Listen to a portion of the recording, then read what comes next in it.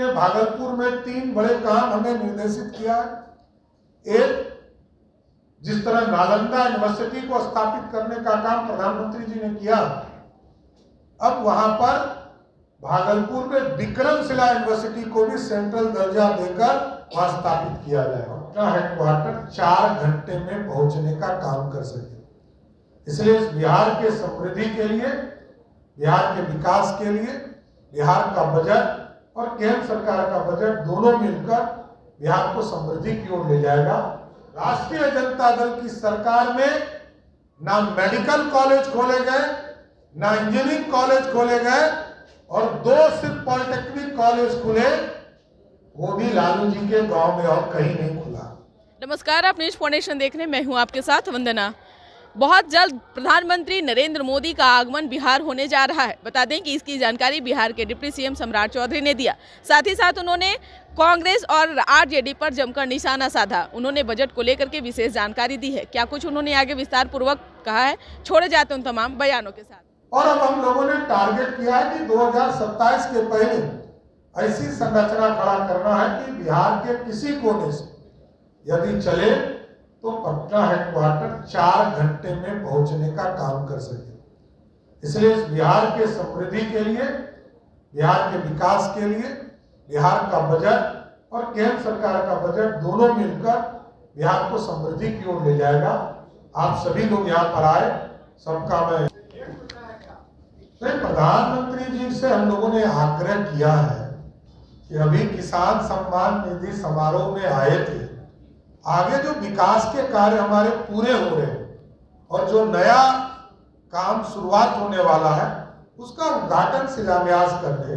और विशेष तौर पर अभी हमारा लक्ष्य था 2,45,000 पक्के मकान बनाने का।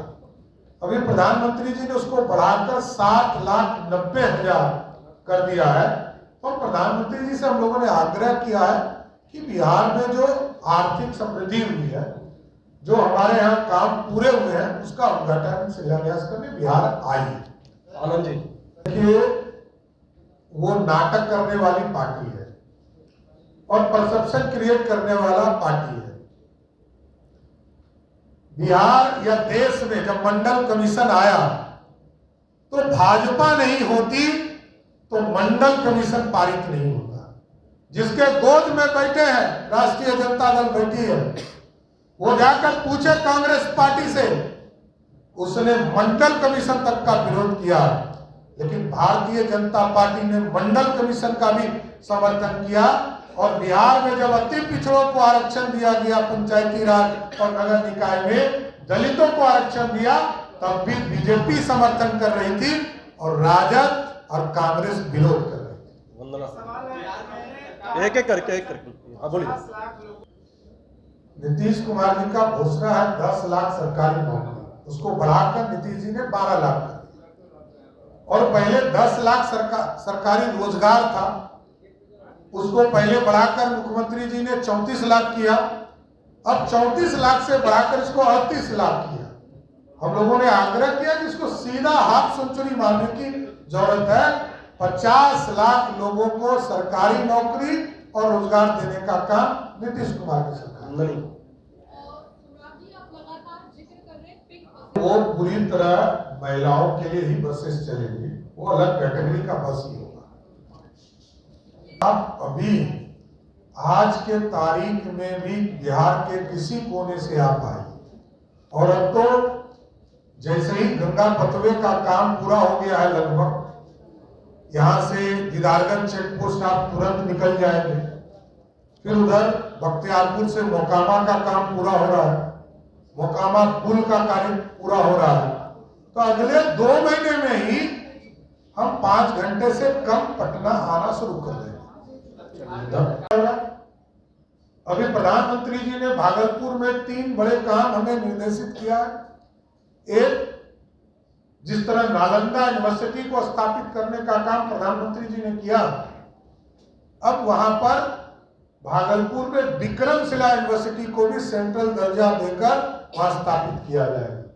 और कई ग्रीनफील्ड एयरपोर्ट, हमारा राजगीर में एयरपोर्ट, भागलपुर जिले के सुल्तानगंज में एयरपोर्ट, रक्सौल में एयरपोर्ट और पूर्णिया में तो काम शुरू करने का निर्देश दिया गया है और जुलाई में उसको शुरू करने का, चालू करने का फिर निर्देश दे दिया गया है। और इसके साथ साथ 6-7 छोटे छोटे एयरपोर्ट, सहरसा का, मुंगेर का, जो भागलपुर का एग्जिस्टिंग एयरपोर्ट है, वाल्मीकि नगर, मुजफ्फरपुर, मधुबनी, सभी एयरपोर्ट को हम निर्माण करने का काम करेंगे जिससे कि एयर कनेक्टिविटी और अच्छी हो सके। इसके साथ साथ कई एक्सप्रेसवे हमारा स्वीकृत हुआ। आपने देखा होगा कि कल भी दो एक्सप्रेसवे हमारा स्वीकृत हुआ। एक सिलीगुड़ी से लेकर गोरखपुर जो 37,000 करोड़ का एक्सप्रेसवे है, जिसमें 417 किलोमीटर है, जिसमें 300 से अधिक किलोमीटर हमारे ही प्रदेश में होगा और लगभग 27,000 करोड़ का इन्वेस्टमेंट सिर्फ एक एक्सप्रेसवे में होगा। इसके साथ साथ पटना से पूर्णिया और हल्दिया से रक्सौल ये एक्सप्रेसवे है, भागलपुर से बक्सर, ये 4 एक्सप्रेसवे की कल्पना और की गई है जो आगे के दिनों में इसको स्वीकृत करने का काम भारत की सरकार करेगी। इसलिए बिहार के विकास के लिए एनडीए की सरकार और बिहार में नीतीश कुमार जी की सरकार, देश में नरेंद्र मोदी जी की सरकार लगातार बिहार को विकसित बनाने में लगे हैं और ये सारे चीजों को बजट के माध्यम से 3,17,000 करोड़ की राशि से और उसमें से भी आपने देखा कि रोजगार के सेक्टर में जहां हम लोगों ने घोषणा किया था 2020 में कि 10 लाख सरकारी नौकरी और 10 लाख रोजगार दिए जाएंगे, अब बिहार के लोकप्रिय मुख्यमंत्री जी ने घोषणा किया है कि हम 50 लाख, हाफ सेंचुरी मारकर बिहार के नौजवानों को सरकारी नौकरी और रोजगार देने का काम करें। इसके साथ और कई चीजें हैं। आप देखिएगा, clean Bihar, clean air transformation, smoke tower की कल्पना बिहार में नहीं थी, दुनिया में हम देखते थे। और प्लांटेशन का काम भी आपको जानकर आश्चर्य होगा, 2007-8 से 45 करोड़ पेड़ लगाने का काम नीतीश कुमार की सरकार ने किया और आगे भी हमारा लक्ष्य है। अभी जितना पूरे चिड़ियाखाना में एयरपोर्ट पेड़ लगा है, उससे अधिक पेड़ हम लोग सिर्फ गंगा पथवे पे लगाने का काम की शुरुआत कर रहे हैं। इसके साथ छठ हमारा पर्व है, बिहारियों का छठ, इसको प्रोत्साहित करना और वर्ल्ड मार्केट में आना। हम इसके लिए होम स्टे की कल्पना को लेके आ रहे हैं, महिलाओं को इससे जोड़ेंगे, महिलाओं को इसके लिए टूरिस्ट गाइड भी बनाने का काम करेंगे। इन चीजों को स्थापित किया जाएगा। और 2 महत्वपूर्ण जानकारी देकर और बताना चाहता हूं कि हम विशेष तौर पर बिहार स्टेट डाटा सेंटर परियोजना के माध्यम से डिजास्टर रिकवरी और ये जो साइबर क्राइम है, इसको भी, साइबर अटैक को और प्राकृतिक आपदा को कैसे बच सकते हैं, इसको भी हम पूरी तरह आपको इससे जोड़ने का काम करेंगे, जिससे कि कंप्यूटिंग एंड स्टोरेज क्षमता, जो हमारे यहाँ पूरा साइबर अटैक्स होते हैं, उसको कैसे बचाया जा सकता है, इस सारी चीजों की स्थापना की जाएगी। खेल के लिए भी सभी प्रमंडल स्तर पर हम एक पूरी संरचना खड़ा करेंगे, जिसमें पटना में हम लोगों ने 100 एकड़ में पूरा खेल गांव, खेल परिसर बनाने का कंसेप्ट दिया है। इसलिए बिहार के बजट के माध्यम से बिहार को समृद्ध बनाने के लिए और जो खटारा बिहार था उसको विकसित बिहार बनाने का काम नीतीश कुमार की सरकार ने किया है। और कल तक लोग कहते थे कि हम गांव से जब चलते हैं तो पटना 6 घंटा लगता था, की स्थापना की जाएगी और पिंक बसेस चलाए जाएंगे और पिंक बसेस में महिला चालक भी होंगी, कंडक्टर भी होंगी और सवारी भी सिर्फ महिला होगी। इसकी पूरी संरचना करने का काम किया जाए। साथ ही साथ सभी जिले के जो प्रमुख बस स्टैंड हैं उसको चरणबद्ध से हम लोग बनाने का काम करेंगे और स्वाभाविक है इन सारे चीजों को उद्योग से जोड़ेंगे। और उद्योग में कई पॉलिसीज हमने घोषणा किया है।